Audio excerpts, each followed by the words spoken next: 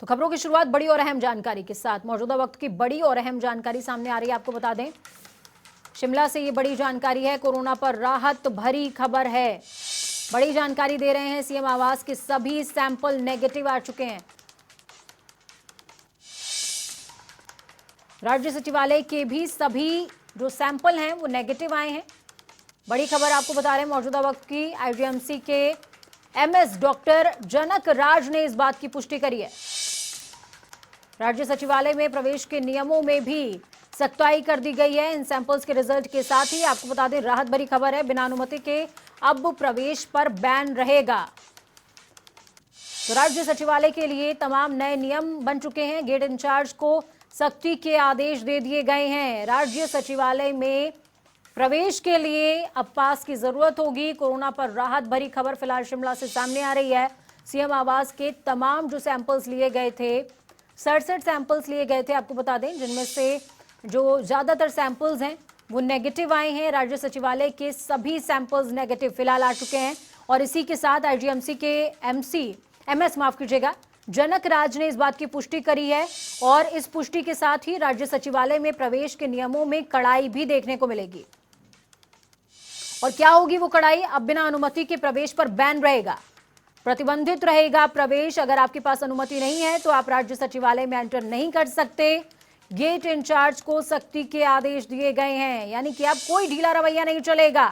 तो शिमला से अहम जानकारी कोरोना से संबंधित सामने आ रही है। राहत भरी खबर है ये, क्योंकि सीएम आवास के जो तमाम सैंपल्स थे वो नेगेटिव आ चुके हैं। इस खबर पर ज्यादा जानकारी के लिए हमारे संवाददाता अंकुश डोभाल शिमला से लाइव हमारे साथ में जुड़ चुके हैं। अंकुश, क्या कुछ अपडेट है पूरे मामले में? सीएम की जो रिपोर्ट है वो फिलहाल नेगेटिव आ चुकी है, उसी के साथ जो राज्य सचिवालय है वहां पर एंट्रेंस को लेकर के तमाम नियमों में तब्दीली हुई है। क्या क्या वो तब्दीली है वो आप विस्तार से दर्शकों को बता दें। जी बिल्कुल, सबसे पहले तो देवभूमि हिमाचल प्रदेश के लिए राहत भरी खबर आई है। बीते कल ही मुख्यमंत्री और उनके परिवार की जो रिपोर्ट है वो नेगेटिव पाई गई थी और जो तमाम जो टेस्ट बचे थे उनकी भी रिपोर्ट सब नेगेटिव आ गई है। तो निश्चित तौर पर राहत भरी खबर पूरे हिमाचल प्रदेश के लिए है। और साथ ही साथ अब जो राज्य सचिवालय में एंट्री होगी अब उस पर सख्ताई बरत दी गई है। और जो कर्मचारी संघ है वो लगातार ये आरोप लगा रहा था कि जो बाहरी लोग आ रहे हैं राज्य सचिवालय में वो बिना अनुमति के आ रहे हैं और किसी को भी सचिवालय में आने के लिए रोक टोक नहीं की जा रही है। उनका कहना था कि इसके लिए नियम बनाए जाने चाहिए। और कल जब कोरोना संक्रमित के जो कांटेक्ट में आने के बाद डिप्टी सेक्रेटरी पॉजिटिव पाए गए, उसके बाद हड़कंप जैसी स्थिति पूरे हिमाचल प्रदेश सचिवालय में बन गई थी और पूरे हिमाचल प्रदेश की चिंताएं भी बढ़ गई थी। अब राज्य सचिवालय ने जो है नए आदेश जारी किए हैं और उसमें कहा गया है कि जो भी कोई अनऑफिशियल जो व्यक्ति राज्य सचिवालय में आता है वो बिना परमिट के हिमाचल प्रदेश सचिवालय में एंट्री नहीं कर पाएगा। यानी कि पहले उसे पास बनाना होगा, परमिट बनाना होगा, उसके बाद ही उसे अंदर आने दिया जाएगा। इसके अलावा जो कर्मचारी संघ है उनका यह भी कहना था कि अगर कोई अधिकारी और कर्मचारी फोन करता है तो फोन के आधार पर भी जो है लोगों को अंदर आने दिया जाता है। तो आदेशों में स्पष्ट कहा गया है कि जो गेट इंचार्ज है वो सुनिश्चित करे कि किसी प्रकार के भी फोन कॉल्स या मैसेज से वो इन्फ्लुएंस ना हो और बिल्कुल जो है परमिट के साथ ही अंदर लोगों को आने दे। ऐसे में जो है अब सख्ताई से इसका पालन किया जाएगा ताकि कोई भी अनऑफिशियल व्यक्ति जो है बिना किसी काम के राज्य सचिवालय में ना आए। जी अंकुश, ये भी आप बता दें कि ये जो पास है इसको निर्गत करवाने की क्या पर्टिकुलर स्टेजेस होंगी, किससे ये पास मिल सकता है? क्योंकि जो राज्य सचिवालय है उससे तमाम लोगों को काम पड़ता है, तो ऐसे में दर्शकों को मेरे ख्याल से जानना जरूरी हो जाता है कि किस तरीके से उनको ये पास हासिल हो सकता है। जी बिल्कुल, आपने सही कहा कि लोगों को पास की जानकारी होना बेहद आवश्यक है। राज्य सचिवालय की जब हम एंट्री करते हैं उसके दाईं ओर एक काउंटर बनाया गया है हिमाचल प्रदेश सचिवालय द्वारा, जहां पर ऑनलाइन पास दिए जाते हैं। आप वहां पर जो है कतार में खड़े होइए, पंक्ति में सोशल डिस्टेंसिंग के साथ खड़े होंगे और उसके बाद जब आपको एक एक करके जो है आपको पास वहां से दिया जा सकता है। लेकिन सबसे अहम ये रहेगा कि आपको आवश्यक काम के लिए इस सेक्रेटरीट में जाने दिया जाएगा। अनावश्यक काम के लिए किसी प्रकार से आप हिमाचल प्रदेश सचिवालय में नहीं जा सकेंगे, क्योंकि कोरोना को लेकर स्थिति जो है लगातार गंभीर हो रही है देवभूमि हिमाचल प्रदेश के अंदर।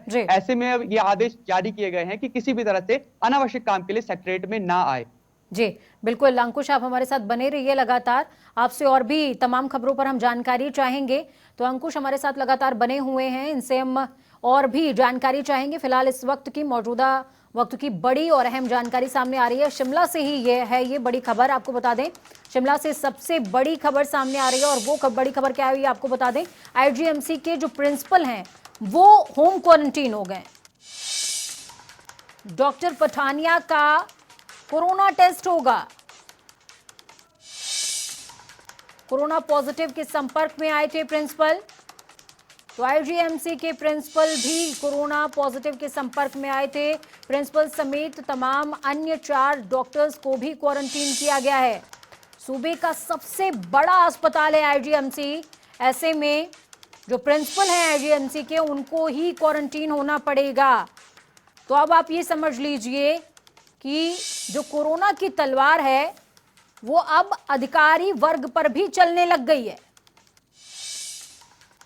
अंकुश हमारे साथ लगातार बने हुए हैं। अंकुश, सूबे का सबसे बड़ा हॉस्पिटल आईजीएमसी, ऐसे में जो प्रिंसिपल हैं आईजीएमसी के उन पर भी कोरोना की तलवार है।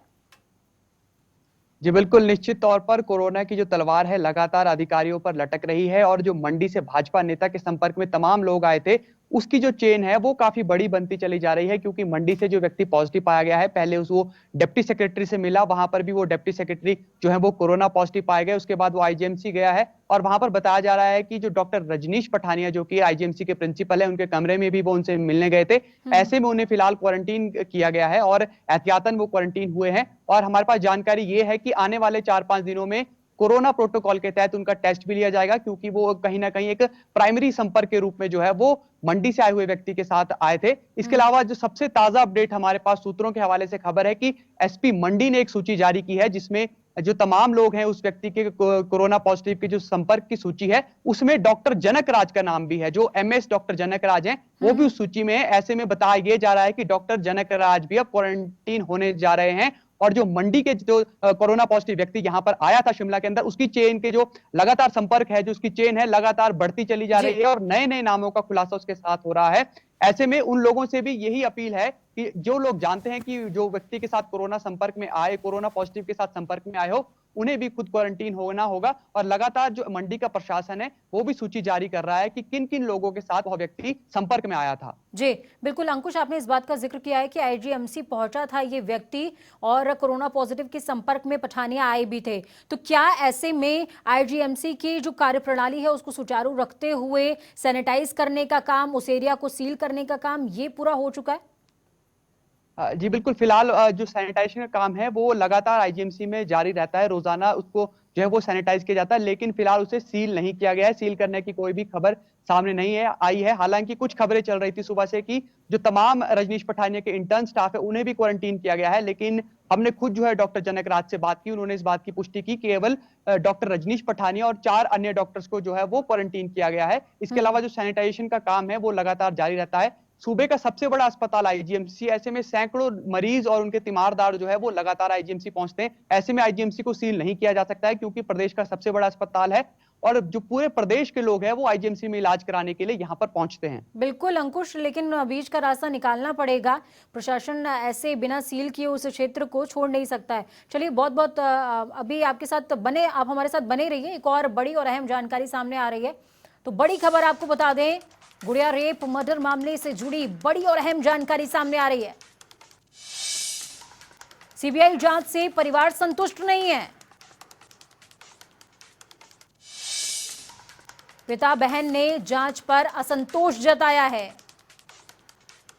बड़ी और अहम जानकारी दे रहे मौजूदा वक्त की। निर्भया की तरह गुड़िया को न्याय मिले, ये कहना है परिवार वालों का। गुड़िया के परिजनों की केंद्र से गुहार है। गुड़िया के परिजन संतुष्ट नजर नहीं आ रहे हैं कि गुड़िया को इंसाफ दो सरकार, ये कहना है गुड़िया के परिजनों का।